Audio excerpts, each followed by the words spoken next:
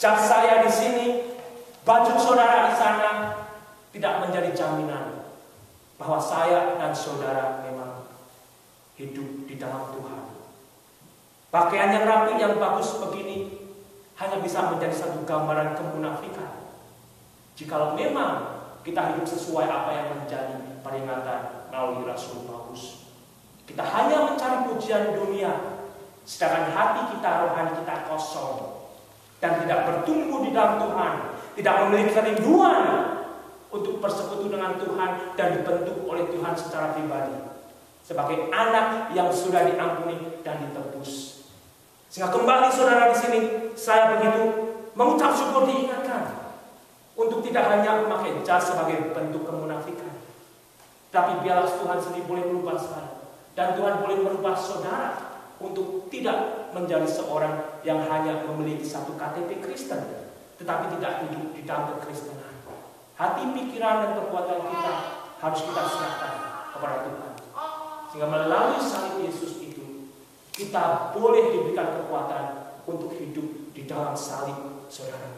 Tetapi aku, kata Rasul Paulus, sekali-kali tidak mau bermegah selain dalam salib Tuhan kita Yesus Kristus.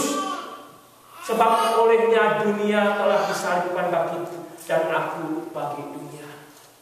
Rasul Paulus hanya mau bermegah di dalam kayu salib itu sendiri. Karena sebenarnya disitulah saya dan saudara juga boleh bermegah. Bukan karena keadaan saya dan keadaan saudara, tetapi karena apa yang sudah dilakukan Bapa di dalam diri Yesus di atas kayu salib itu. Tuhan Yesus berkata, sudah selesai. Pengampunan, penebusan, dan kehidupan baru hanya bisa kita terima di dalam iman melalui Yesus Kristus. Dan jikalau saat ini saya dan saudara sebagai orang-orang yang sudah ditebus, sanggupkah kembali kita masih hidup menyombongkan diri? Sanggupkah kita saat ini mau beraktif di gereja supaya mendapat pujian manusia, saudara? Biarlah kiranya itu saudara jauhkan. Mungkin jika kita masih memiliki, biarlah saudara jangan sakit hati. Tetapi kembali saudara, jika saudara mau memuji Tuhan, ikut ambil bagian aktif di dalam gereja.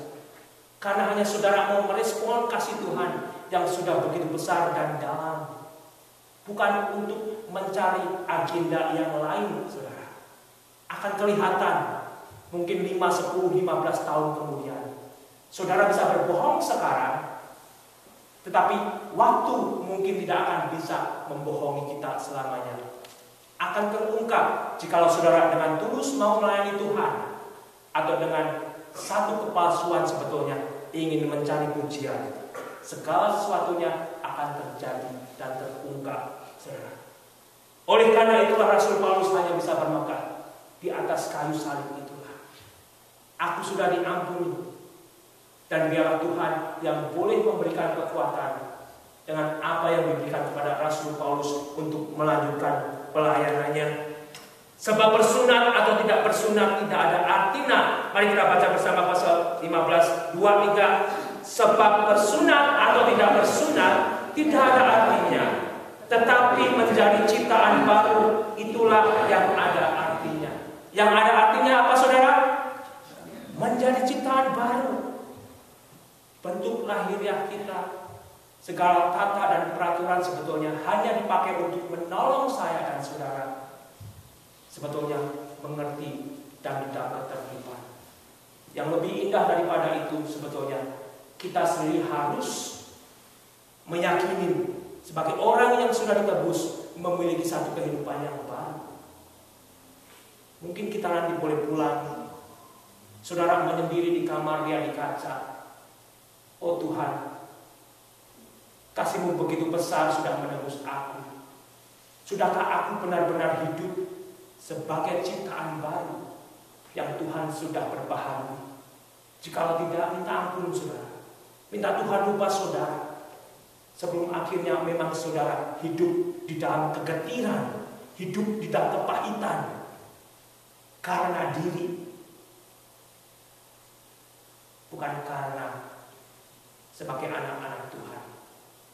Karena apapun saudara yang menjadi bagian saya dan saudara, sebetulnya disinilah kita boleh diingatkan.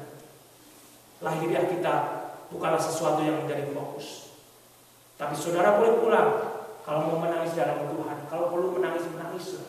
Kok hidupku yang sudah ditebus oleh Tuhan, yang katanya sebagai ciptaan baru, kok tetap begini? Saya tidak bisa menolong saudara. Saudara pun mungkin tidak bisa menolong diri saudara. Tetapi jika saudara mau memberikan diri untuk ditolong dan dirubah Tuhan, saya percaya akan terjadi perubahan. Akan terjadi perubahan, saudara. Siapapun yang berkhotbah di sini hanya bisa membawa saudara itu untuk datang kepada Tuhan.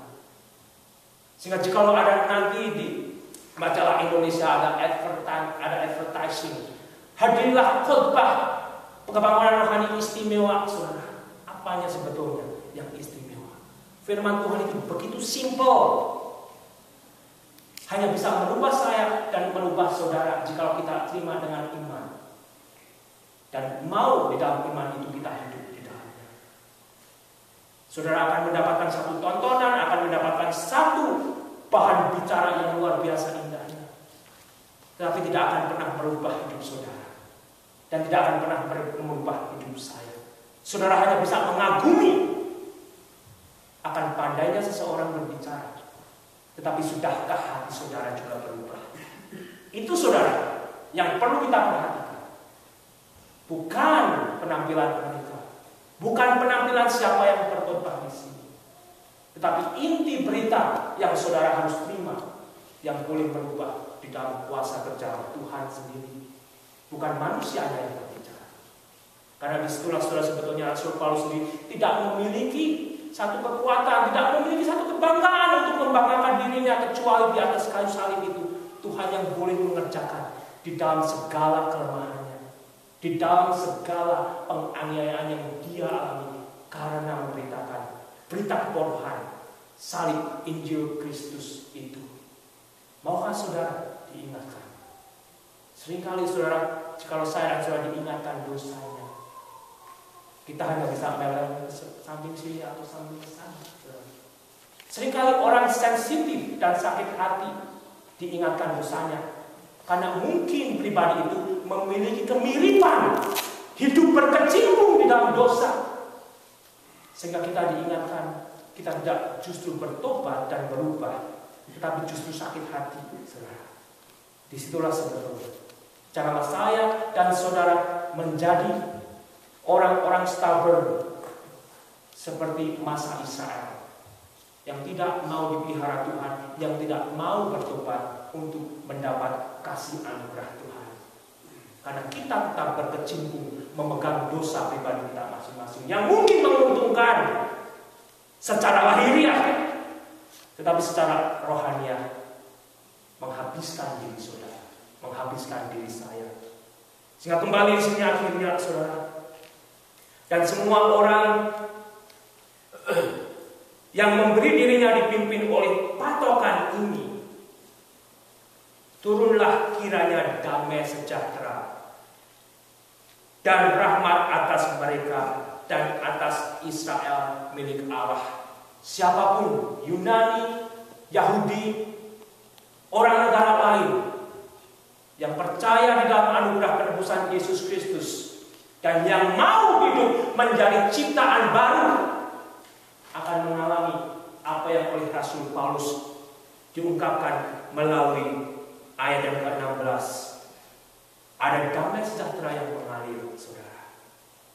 Ada rahmat Tuhan yang boleh mengisi hidup kita.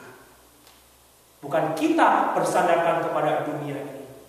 Jika di hari Jumat saya pun diingatkan melalui Yohanes 16:33 itu Tuhan Yesus mengingatkan kepada murid-muridnya, di dalam dunia ini kamu tidak akan mendapatkan damai, karena dunia ini sudah kotor, dunia ini sudah dicacati dan penuh dengan dosa.